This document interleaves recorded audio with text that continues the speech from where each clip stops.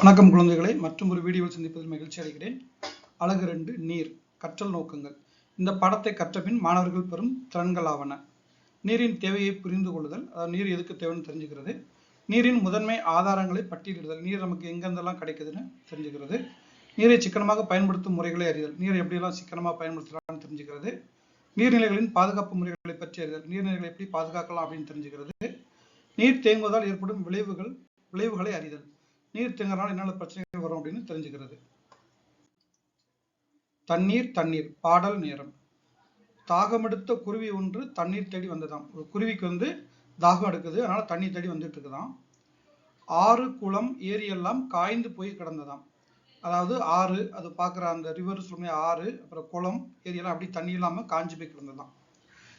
தெருக்குழாய் தெருகு எல்லாம் திறந்து தானே ஒழுகுதாம். தெருவில் உள்ள குழாய்களாக இருக்கும்போது அதெல்லாம் என்ன இருக்கு, அதெல்லாம் திறந்து தண்ணி எழுந்து ஒழுவிக்கிட்டு இருக்கான். வழியில் வந்த சிறுவனை அழைத்து மூட சொன்னதாம். ஒரு பையன் போய்கிட்டு இருக்கான், இந்த பையனை அதை கூப்பிட்டு இந்த குழாயை மூட சொல்லிச்சான். காசு கொடுத்து தண்ணீர் வாங்கும் கண்ணீர் கதையை உரைத்ததாம். அது என்ன சொல்லுதான், ஊருக்குள்ளெல்லாம் இந்த மாதிரி தண்ணியெல்லாம் காசு கொடுத்து வாங்கிட்டு இருக்காங்க அப்படின்னு அழுதுகிட்டே சொல்லிச்சான். கவனமாக கேட்ட சிறுவன் நீரின் அருமை உணர்ந்தானாம். அந்த சிறுவனுக்கு அதை சொன்ன உடனே புரிஞ்சிருச்சு தண்ணி எவ்வளவு முக்கியம் அப்படின்ட்டு. திருகை மூடி அடைத்தானாம், நன்றி கூறி நடந்தானாம். திருகை அந்த வடிஞ்சுக்கிட்டு இருக்க அந்த குழாயை க்ளோஸ் மூடிட்டு அதுக்கு நன்றி சொல்லிட்டு நடந்து போயிட்டானா. ஸோ அதனால நம்மளும் எங்கேயாவது தண்ணி இந்த மாதிரி சிந்திக்கிட்டு இருந்தால் என்ன பண்ண போய் க்ளோஸ் பண்ணிடணும்.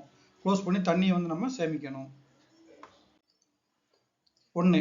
நீர் வாழ்வின் முதன்மை ஆதாரம். அதாவது ஆதாரம்னு பார்த்தீங்கன்னா ஒரு விஷயம் வளர்றதுக்கு எது அடிப்படை தேவையா இருக்குது, ஆதாரம். ஓகேங்களா. ஒரு வீடு கட்டுறதுக்கு ஆதாரம் அந்த கீழே கட்டுவாங்க பார்த்தீங்களா, அந்த குழியெல்லாம் தோண்டி கல் கட்டட மாதிரி கட்டுவாங்க பார்த்தீங்களா, அதுதான் ஆதாரம். பேஸ்மெண்ட் இங்கிலீஷ் சொல்லுவாங்க. அடிப்படை கல் கட்டடம். அந்த கல் கட்டடம் தான் அந்த வீடை தாங்கி நிற்கிறதோட ஆதாரம். அது நல்லா ஸ்ட்ராங்காக இருந்தால் வீடு எப்படி இருக்கும், ஸ்ட்ராங்காக அது மாதிரி கட்ட முடியும். ஓகேவா. இப்போ குழந்தைங்களுக்கு ஆதாரம் யாரு, அம்மா அப்பா தான் என்ன பண்ணுவாங்க, குழந்தைங்க நல்லா பேணி வளர்க்குறாங்க. அது மாதிரி நம்ம வாழக்கூடிய நம்ம வாழ்வதற்கு பல தேவைகள் தேவைப்படும். அதாவது உதாரணத்துக்கு பார்த்தீங்கன்னா வீடு, நம்ம போடுற துணிமணிகள், சட்டை அதெல்லாம் போட முடியாது. அப்புறம் என்ன சொல்றது, சாப்பாடு, தண்ணி, காற்று, இந்த மாதிரி நிறைய விஷயங்கள் தேவைப்படுது. அதில் நீர் முதன்மை ஆதாரம். அது ரொம்ப அத்தியாவசியமான ஒன்று. நீர் பூமியில் உள்ள வளங்களுள் மிக முக்கியமான ஒன்றாகும். அதாவது பூமியில நிறைய வளங்கள் இருக்கு. அதாவது தங்கம், வெள்ளி, இரும்பு, பெட்ரோல், இந்த மாதிரி நிறைய வளங்கள் இருக்கு. அதில் நீர் ரொம்ப முக்கியமான ஒரு வளம். சிறு உயிரினங்கள், தாவரங்கள், விலங்குகள் போன்ற அனைத்து உயிரினங்களும் வாழ நீர் இன்றியமையாததாகும். அதாவது சின்ன உயிரினம், அதாவது சாதாரண சின்ன எறும்புல இருந்து ஆரம்பிச்சு பெரிய சைஸ்ல உள்ள யானைகள், மனுஷங்க எல்லாருமே வாழ்றதுக்கு தண்ணி இன்றியமையாதுன்னா ரொம்ப அவசியம், ரொம்ப முக்கியமானதுன்னு அர்த்தம். மக்கள் பல்வேறு தேவைகளுக்கு நீரை பயன்படுத்துகின்றனர். நம்ம பல தேவைகளுக்கு நம்ம தண்ணீர் பயன்படுத்துறோம். காலையில எழுந்து வாயை குப்பிடிக்கையில இருந்து ஆரம்பிச்சு பாத்ரூம் போறது, பல் வளர்க்குறது, சமைக்கிறது, பாத்திரங்கள் கழுவுறது, குளிக்கிறது, துணி துவைக்கிறது, சமையல் பண்றதுக்கு மாதிரி நிறைய விஷயத்துக்கு தண்ணி பயன்படுது. வீட்டு தேவை. இது போக பார்த்தீங்கன்னா இப்போ தொழிற்சாலை எடுத்துக்கிட்டீங்கன்னா இப்போ கார் ஃபேக்டரியில கார் செய்கிறாங்களே, அங்கேயுமே தண்ணி நிறைய தேவைப்படும். அப்புறம் வேதி தொழிற்சாலை, கெமிக்கல் ஃபேக்டரி, இந்த மாதிரி நிறைய இடங்கள் தண்ணி கண்டிப்பாக தேவைப்படுது. நீரின் முக்கிய ஆதாரமாக மழை விளங்குகிறது. நமக்கு தண்ணி எங்கேருந்து மெயினாக கிடைக்குது, மழையிலிருந்து நமக்கு மெயினாக கிடைக்குது. உங்களுக்கு தெரியுமா, ஒட்டகத்தால் ஒரே நேரத்தில் 60 முதல் 100 லிட்டர் வரை நீரை குடிக்க முடியும். பாருங்க, நம்ம ஒரு நாளைக்கு அதிகபட்சம் 1, 1.5, 2, அதிகபட்சம் 4 லிட்டர் வரை தண்ணி குடிக்கலாம்னு சொல்றாங்க. ஒட்டகம் ஒரே இந்த எவ்வளவு குடிக்க பாருங்க, 60 லிருந்து 100 லிட்டர் வரை தண்ணியை குடிக்க முடியுமா. மேலும் நீரின்றி பல நாட்கள் வாழ முடியுமா, நீர் இல்லாம ரொம்ப நாளால வாழ முடியுமா. உலக தண்ணீர் தினம் மார்ச் 22ஆம் நாள் கொண்டாடப்படுகிறது. அதாவது நீருடைய அருமையை உணர்த்தும் விதமாக மார்ச் 22ஆம் நாள் நம்ம என்ன பண்றோம், தண்ணீர் தினமா கொண்டாடுறோம். ஒரு மனிதனால சராசரியா ஒரு 3 நாட்கள் வரை தண்ணி இல்லாம இருக்க முடியும். ஒட்டகங்கள் 15 நாட்கள் வரை தண்ணி இல்லாம இருக்க முடியும். நிரப்புவோமா. படத்தை உற்று நோக்கி கோடிட்ட இடங்களை நிரப்புக. நம் முகத்தை சுத்தம் செய்ய நீர் தேவை. ஓகேங்களா. முகத்தை பாப்பா கழுவுது, அதுக்கு சுத்தம் செய்ய நமக்கு தண்ணி தேவைப்படுது. நம் பற்களை சுத்தம் செய்ய நீர் தேவை. இந்த பையன் பிரஷ் பண்றா பார்த்தீங்கன்னா, அதுக்கு நம்ம என்ன பண்ண தேவை, பற்களை சுத்தம் செய்ய நமக்கு தண்ணி தேவை. பிரஷ் பண்ணிட்டு வாய்க்கு பிடிக்கிறதுக்கு தண்ணி தேவை. உணவு சமைக்க நமக்கு நீர் தேவை. ஆமா, சமைக்கிறதுக்கு நீர் நமக்கு தேவை. நாம் பாத்திரங்களை சுத்தம் செய்ய நீர் தேவை. இந்த பையன் பாத்திரம் வளர்க்காம, இதுக்கும் நமக்கு தண்ணி தேவை. நாம் குடிப்பதற்கு நீர் தேவை. ஆமா, நம்ம குடிப்பதற்கும் தண்ணி தேவை. பதிலளிப்போமா. நீர் தேவைப்படும் செயல்களுக்கு சரி குறியிடுக.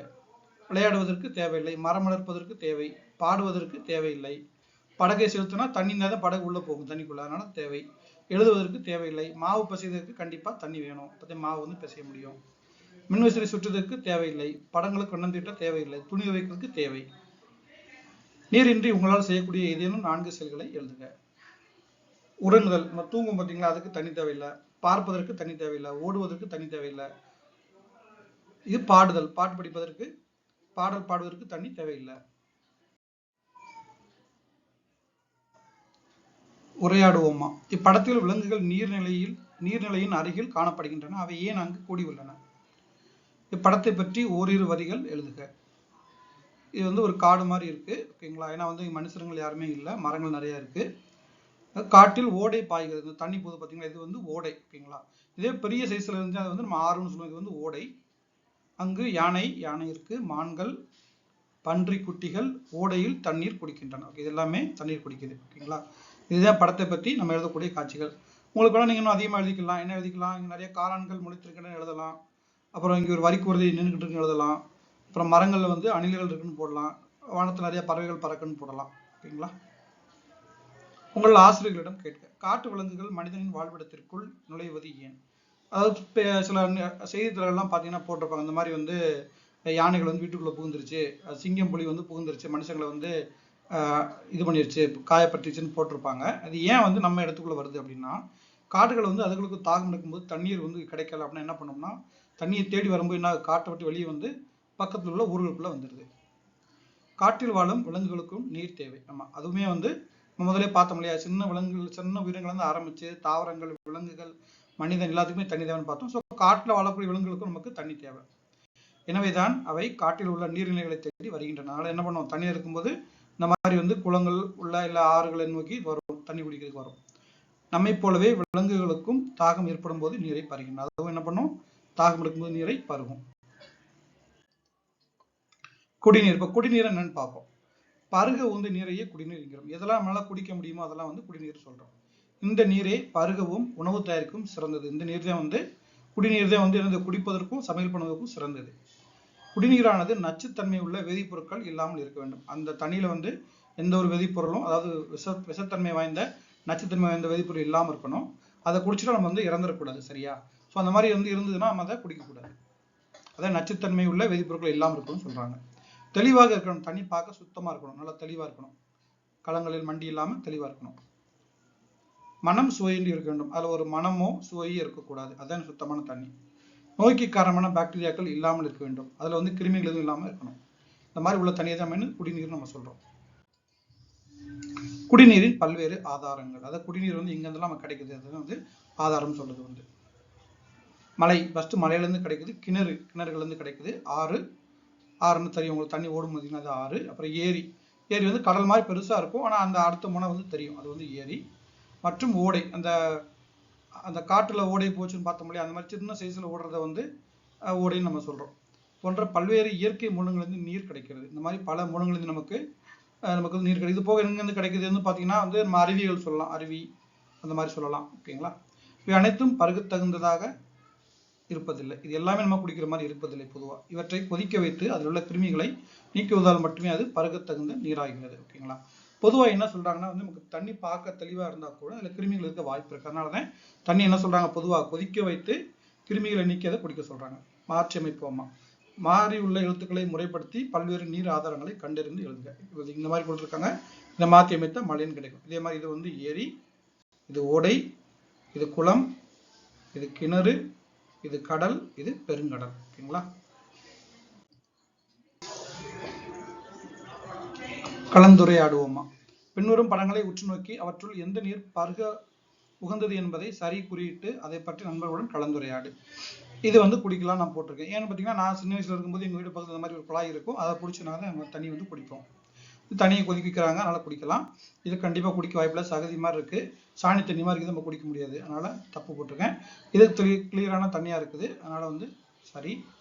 இது வந்து வயல்வெளிகளில் வந்து உள்ள கிணத்துலேருந்து வரக்கூடிய தண்ணி நான் பார்த்துருக்கேன். எங்கள் ஊரில் நிறைய சைடு பார்த்தீங்கன்னா இந்த தண்ணியுமே வேலை செய்யறவங்க வந்து குடிப்பாங்க, சரிங்களா. ஆனால் வந்து கிணத்துக்குள்ள வந்து குளிக்கிறதுக்கோ சோப் போடவோ அனுமதிக்க மாட்டாங்க. அதனால தண்ணி வந்து கிளீனாக இருக்கும், வந்து நம்ம அதனால இது குடிக்கிறதுக்கு உகந்தது. இது பார்த்தா இது நிறைய குப்பைகள் கிடக்குது, அதனால இது உகந்தது இல்லை. இது கிணற்று தண்ணி, அதனால குடிக்க உகந்தது. இதுமே கிளியரான கிணறா இருக்கு, குப்பைகள் எல்லாம் இருக்கனால குடிக்கலாம். இது அருவி தண்ணி, நம்ம பொதுவாக அருவிலாம் குளிச்சா தண்ணி குடிப்போம் இல்லையா, நம்ம குற்றாலம், எங்கள் ஊர் சைட்லாம் குற்றாலம் இருக்கு, அங்கே தண்ணி வந்து நல்லா இருக்கும். நம்ம குளிக்கும் போதே அப்படியே குடிச்சுக்கிட்டே குளிக்கலாம், நல்லா இருக்கும். அதனால சரி போட்டிருக்கேன். கண்டுபிடிப்போமா. குளிர்ச்சியா இருக்கும்போது உறைவேன், குளிர்ச்சியா இருக்கும்போது உறைஞ்சிருமா. பனி போல் மென்மையாக விழுவேன், பனி மாதிரி வந்து ரொம்ப சாஃப்டா வந்து ரொம்ப மெதுவா வந்து விழுமா நம்ம மேல. சூரிய வெப்பத்தால் உருகி மலையிலிருந்து வழிந்து ஓடி வருவேன். நான் யார்? யாரு? கண்டிப்பா நீர் தான். நீர் வந்து என்ன, குளிர்ச்சியா இருக்கும்போது பனிக்கட்டியா உறைஞ்சிரும். ஓகேங்களா. நம்ம அந்த நீர் நம்ம மேலே விழும் எப்படி இருக்கும், ரொம்ப மெதுவாக தான் விழுப்போம். மலையிலெல்லாம் போனீங்கன்னா எப்படி இருக்கும், நல்லா சாப்பிட்டா மென்மையாக தான் விழும். அதை வந்து பனி போல் மென்மையாக விழுவேன்னு போட்டிருக்கு. சூரிய வெப்பத்தால் என்ன ஆகும், அந்த பனிக்கட்டிகள்லாம் உருகி மலையிலேருந்து என்ன ஆகும், அப்படியே வடிஞ்சு அருவியா மாறி ஆறா மாறி கடல்ல கடைசி கலக்குது. அது நீர். செய்து மகிழ்வோமா. எளிய குழாய். தேவைப்படும் பொருட்கள் உலோகம் அல்லது நெகிழியால் ஆன ஒரு உள்ளீடற்ற, உள்ளீடற்றனா பார்த்தீங்கன்னா உள்ள ஓட்டை இருக்கும். நம்ம பார்த்தீங்கன்னா இந்த பக்கம் வந்து பார்த்தீங்கன்னா அடுத்த பக்கம் தெரியும். அதே உள்ளீடற்ற, உள்ளீடு இல்லாதன்னு அர்த்தம். ஓகேங்களா, உள்ள எதுவுமே இல்லாதன்னு அர்த்தம். உள்ளீடற்ற குழாய் அல்லது பப்பாளி செடி நீளமான இலைக்காம்பு. நீங்கள் பப்பாளி மரம் எங்காச்சும் கிடச்சிதுன்னா அதோட இலையை வந்து கட்டிங்கன்னா காம்பு நீளமாக குழாய் மாதிரி இருக்கும். அதை வந்து எடுத்து இங்கே வந்து பார்த்தீங்கன்னா அப்படியே ஓட்ட மாதிரி நீளமாக இருக்கும், குழல் மாதிரியே இருக்கும். ஓகேங்களா, தான் போட்டிருக்காங்க. செய்முறை எப்படி செய்யணும்னு பார்த்தீங்கன்னா, ஒரு உள்ளீடற்ற குழாயை உங்களது இடது கையால் பிடித்துக்கொண்டு, இந்த இடது கையால் பிடிச்சிருக்காங்களா, பிடித்துக்கொண்டு வாளியில் உள்ள நீரில் மேலும் கீழுமா வந்து என்னது அப்படியே கொண்டு போகணும். உங்களின் வலது உள்ளங்கையால், இந்த வலது உள்ளங்கையால் குழாயின் மேற்பகுதியை மூடியும் திறந்தும் நீரில் குழாயை மேலும் கீழும் அசைக்கணுமா. ஓகேங்களா, அதை மூடிக்கிட்டு அப்படியே தண்ணிக்குள்ள அப்படியே ஆட்டிக்கிட்டு இருக்கும்போது மெதுவாக திறந்தோம்னா தண்ணி இந்த மாதிரி வேகமாக வெளியில் வரும். உடனே நீர் வெளியே வேகமாக வருவதை காணலாம். இங்கு இடது கையால் மேலும் கீழும் அசைப்பது நீர் இறைக்கும் செயலை குறிக்கிறது. நம்ம வந்து குழாய்களை அடிச்சோம்னு வச்சுக்கோங்களேன், மேலேங்கிலிருந்து ஆட்டுவோம், குழாயை வந்து ஆட்டும் பொழுது அதுக்கு வந்து இந்த மேலேங்களையும் கொண்டு போகிறது வந்து சமமானதுன்னு சொல்றாங்க. இடது கையால் மேலும் கீழும் அசைப்பது நீர் இருக்கும் செயலை செய்கிறது, இது பார்த்துட்டோம். வலது கை வந்து அடைப்பானாக செயல்படுகிறது, வால்வு மாதிரி. அதாவது வந்து தண்ணியை வந்து வெளியே விடவும் அதை வந்து வெளியே விடாமல் இருக்கிறதுக்கும் மூடி திறக்கிறது வந்து வால்வுன்னு நம்ம சொல்றோம். நான் இதை வந்து வீட்டில் முதல்ல செஞ்சு பார்த்தேன், எனக்கு சரியா வரல. ஏன்னா நான் வந்து இந்த கையை வந்து முழுவதுமா வந்து ஓப்பன் பண்ணி, அதாவது திறந்து மூடி மேலே எங்கேயுமே ஆட்டி பார்த்தேன், தண்ணியே வரல. அப்புறம் என்ன பண்ணேன், கையை நல்லா டைட்டா மூடிக்கிட்டு இந்த மாதிரி வந்து வேகமாக அழுத்தும் போது என்ன ஆகுதுன்னா ஒரு மாதிரியான வந்து அழுத்தம் கையில் தெரிஞ்சுது. இப்போ கையை மெதுவாக வந்து ஓப்பன் பண்ணேன், இப்போ தண்ணி வந்து பீறிட்டு வந்துச்சு. அப்புறம் திருப்பி மேலே எங்கேயும் ஆட்டி பண்ணும்போது என்னாச்சு, தண்ணி நல்லா வந்துச்சு. நான் டிஸ்கிரிப்ஷனில் அந்த லிங்க் கொடுத்துருக்கேன், நான் வீட்டில் எப்படி செஞ்சு பார்த்தேன்னு, நீங்கள் அதை பார்த்து நீங்களும் ட்ரை பண்ணி பாருங்கள். அறிந்து கொள்வோம். இப்பூமியில் வாழும் ஒவ்வொரு நபரும் பருகவும் பிற செயல்களை மேற்கொள்ளவும் ஒரு நாளைக்கு 20 முதல் 50 லிட்டர் தூய பாதுகாப்பான நீர் தேவைப்படுகிறது. பருகிறதுனா தண்ணி குடிக்கிறது. ஓகேங்களா, ட்ரிங்க் பண்ணுறது, குடிக்கிறது. பிற செயல்கள்லாம் என்னது, நம்ம குடிக்கிறது போக என்னென்ன பண்ணுவோம், குளிப்போம், சமையல் பண்ணுவோம், அப்புறம் மூஞ்சி கழுவுவோம், வாய்க்கு குளிப்போம், ப்ரெஷ் பண்ணுவோம், அதாவது பல்ல துளக்குவோம், பாத்ரூம் போகிறதுக்கு யூஸ் பண்ணுவோம், துணி துவைக்க யூஸ் பண்ணுவோம், வீடை வந்து க்ளீன் பண்ணுறதுக்கு யூஸ் பண்ணுவோம், வாகனங்களை க்ளீன் பண்ண யூஸ் பண்ணுவோம். இந்த மாதிரி வந்து நிறைய தேவைகள் இருக்குது. சராசரியாக வந்து பார்த்தீங்கன்னா நம்ம ஒரு நாளைக்கு வந்து 20 முதல் 50 லிட்டர் வரைக்கும், சின்ன பசங்கன்னா 20 லிட்டர் போதுமானதாக இருக்கும், பெரிய ஆளுங்கன்னா 50 லிட்டர் வரைக்கும் நமக்கு தூய பாதுகாப்பான தண்ணீர் தேவைப்படுது. இது எவ்வளோ அளவுன்னு தெரியுதுக்காக நான் அந்த மாதிரி வந்து கொடுத்துருக்கேன். 20 லிட்டர் பார்த்தீங்கன்னா நம்ம அந்த வீட்டுக்கு இந்த கேன் கொண்டு தண்ணி கேன் கூப்பிடுவாங்க பார்த்தீங்களா, அதுதான் வந்து 20 லிட்டரு கொள்ளில் உள்ள ஒரு கேனு. அதில் வந்து இவ்வளோ தண்ணி ஒரு ஆளுக்கு தேவைப்படுது. இதே 50 லிட்டர்னா இந்த மாதிரி இருக்கும், கொஞ்சம் பெருசாக அந்த மாதிரி ஒரு இது மாதிரி இருக்கும். ஓகேங்களா, இதே அதோட சைஸு. 3, நாம் ஏன் நீரை சேமிக்க வேண்டும். இங்கே கேட்கலாம், எதுக்கு நம்ம வந்து எல்லாரும் வந்து தண்ணியை சேவ் பண்ணுங்கன்னு சேமிக்க சொல்லி ஏன் சொல்கிறாங்க அப்படின்னா, பூமியில் உள்ள நீரில் 3% அளவு நீரை பயன்படுத்தும் வகையில் உள்ளது. பார்த்துக்கோங்க, பூமியில் வந்து நிறைய தண்ணி இருக்குது, ஆனால் வந்து 3 விழுக்காடு, அதாவது 100க்கு 3 மடங்கு தான், 100க்கு 3% தண்ணி வந்து பயன்படுத்துகிற மாதிரி இருக்கான். நீர் விலை மதிப்பற்றது. ஏன்னா வந்து நீருக்கு வந்து நம்ம வந்து விலையே சொல்ல முடியாது, அவ்வளவு வந்து விலை மதிப்பற்ற பொருள் நீர் வந்து.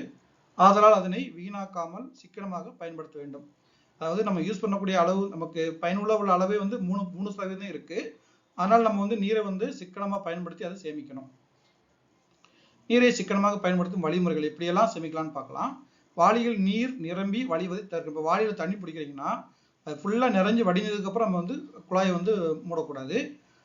ஒரு நிறைய முன்னாடியே நம்ம வந்து அமுத்திட்டோம் அப்படின்னா வந்து தண்ணி அதிலிருந்து வடிஞ்சு போகிறது தவிர்க்கப்படும். அது ஒன்று. அப்புறம் பழங்களையும் காய்கறிகளையும் நம்ம வந்து கழுவணும்னா என்ன பண்ணுவோம், நம்ம வந்து நேரடியாக குழாயை திறந்து விட்டு நம்ம கழுவக்கூடாது, ஒரு பாத்திரத்தில் பிடிச்சி கழுவணும். அதனால என்ன ஆகும், நமக்கு தண்ணி நிறையா சேமிக்கலாம், நிறைய வேஸ்ட் ஆகாது, அது விரயமாகாது, வீணாகாது. பல் துலக்கும் போது குழாயை மூடி வைக்க வேண்டும். நம்ம பல் துலக்கும் ஒரு கப்பில் எடுத்துக்கிட்டு நம்ம பல்ல துலக்கணும். நம்ம வந்து குழாயை திறந்துக்கிட்டே வந்து பல் வளர்க்கக்கூடாது. பள்ளி முடிந்து வீடு திரும்பும் போது உங்கள் நீர்ப்புட்டியில் மீதமுள்ள நீரை தாவரங்களுக்கு ஊற்ற வேண்டும். கீழே வந்து நம்ம ரோட்டில் ஊற்றாம எங்கேயாச்சும் பக்கத்தில் வந்து மரங்களோ செடிகளோ இருந்தால் அதுக்கு செடிகளுக்கு நம்ம தண்ணி ஊற்றலாம். இதே மாதிரி வீட்டுக்கு வந்துட்டோம்னா வீட்டில் வந்து நம்ம செடிகள் வளர்த்தோம்னா அந்த செடிகளுக்கு நம்ம தண்ணியை ஊற்றலாம். ஒவ்வொரு முறை பயன்படுத்திய பிறகும் குடிநீர் குழாயை மூட வேண்டும். இது ரொம்ப முக்கியம். நம்ம வந்து குடிநீர் குழாய் திறந்து நம்ம தண்ணி குடிச்சிட்டு கண்டிப்பா மூடிடணும். அப்படியே திறந்து விட்டாப்புல போயிடக்கூடாது. தோட்டத்திற்கு நீர் பாய்ச்ச தெளிப்பானை பயன்படுத்தணும். தெளிப்பானை பார்த்தீங்கன்னா நம்ம அந்த ஷவர் குளிப்போம் பார்த்தீங்களா, சின்ன சின்ன ஓட்டையா இருக்கலாம், அந்த மாதிரி வந்ததை வச்சு நம்ம செடிகளுக்கு தண்ணி ஊற்றுறோம்னா என்ன ஆகும், செடிகள் வந்து நல்லா வந்து தண்ணி ஃபுல்லாகவும் ஊற்றலாம், அது நல்லாவும் ஊற்றலாம். அதே நேரத்தில் கொஞ்சமான தண்ணி வந்து நமக்கு போதுமானதாக இருக்கும். நீரை சேமிக்குவதும் சில வழிமுறைகளை எழுதுக. எப்படிலாம் சேமிக்கலாம்னு கேட்டிருக்காங்க. தேவைக்கேற்ப தண்ணீர் பயன்படுத்தும். இது ரொம்ப முக்கியம். இப்போ வந்து குளிக்கிறோம்னு வச்சுக்கோங்களேன், சோப் போட்டு நல்லா குளிச்சு முடிச்சிட்டோம். கடைசி தலைவர் என்ன பண்ணுவாங்க, சும்மா வந்து கப்பு தண்ணி இருக்குன்னு சொல்லிட்டு வாளியில மோந்து சும்மா தலையில ஊற்றிக்கிட்டே இருப்பாங்க.